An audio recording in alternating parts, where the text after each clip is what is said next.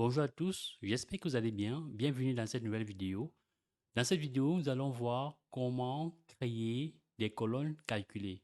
Il y a deux possibilités pour créer des colonnes calculées. La première, c'est tout simplement de cliquer sur cet onglet, Nouvelle colonne, ou alors de cliquer sur ces trois points devant la table, Vente 19, ou alors la table que vous allez utiliser pour réaliser vos rapports. Donc, vous avez ici Nouvelle colonne.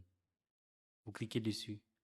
Alors, là, j'ai cliqué sur Nouvelle colonne. Nous allons par exemple ici calculer le prix total de nos ventes. Alors, ici, je vais renseigner. Alors, je vais tout simplement zoomer pour une bonne visibilité. Ici, je vais renseigner le nom de la colonne. Je vais appeler prix total.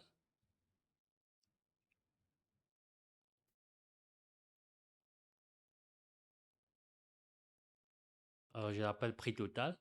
Et je vais tout simplement ici multiplier la colonne prix unitaire fois la colonne quantité. Donc, je vais saisir prix unitaire qui apparaît. Je vais utiliser le symbole étoile pour matérialiser le produit. Et ce qui m'intéresse, c'est la colonne quantité. J'ai la colonne quantité, donc prix total égale vente, égale le produit entre le prix unitaire et la quantité. Donc là, nous sommes dans la table vente 19. Alors, je vais valider. Je vais valider le calcul de cette nouvelle colonne.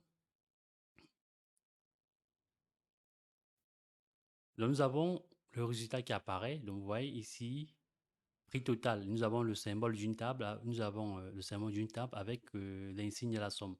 Si on se rend au niveau de données et qu'on se rend sur la table vente, nous allons voir que la colonne prix total a été rajoutée. Donc, vous avez la colonne prix total qui a été rajoutée.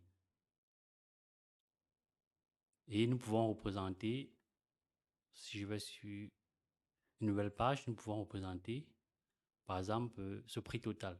Bon, si on sélectionne ceci, voilà, on peut également rajouter le symbole euro.